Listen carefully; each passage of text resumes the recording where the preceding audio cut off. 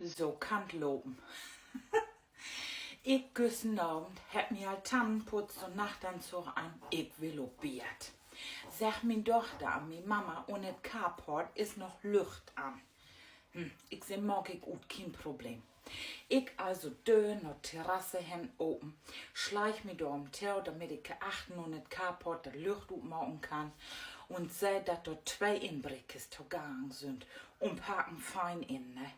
Doch oh Scheiße, uns E-Bikes und ach Gott, ne, wo sind der weil achtet Hus kommen? Egal. Ich ondreib wen Hus ich an Telefon schgendabends anraum. Ich seh moin so und so Inbrickes Carport bla bla.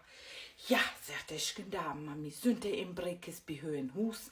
Ich seh nee, ich seh, der sind nicht bei mir in Hus, der sind auch nicht Carport und packen nicht Flieter in. Ja, sagt er, dann schlucken sie dö auf, damit keiner in den Ring kommen kann. Wir haben nicht gerade weder Insatzkräfte noch Vortügen frei. Sobald ein Insatzvortüg frei wird, stö wieder vorbei. Ich seh, besten Dank, oblecht. Ich doch, was magst du? Ich doch, du musst dich nur besinnen. Ich also von ein bedatig runnetiert. Bedatig heb ich hören wir aufgenommen, nochmal bitschen Dabens anrauben. Ich seh moin so und so mit der Inbricke und dem Carport, das hat sich erledigt, ich hab der beim Dotschgoten, zack, wir oblecht. Ja, Junge, je löben ja nicht, ne?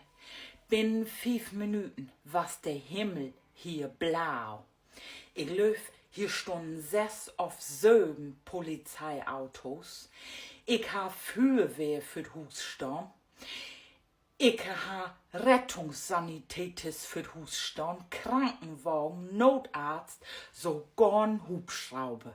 Wir haben die beiden Inbrickes in flagranti erwischt und aufgehört. Du sagtest Gendarmen an mich, haben sie nicht anrauben und behauptet, sie haben die beiden dort durchgegangen. Ich seh ja.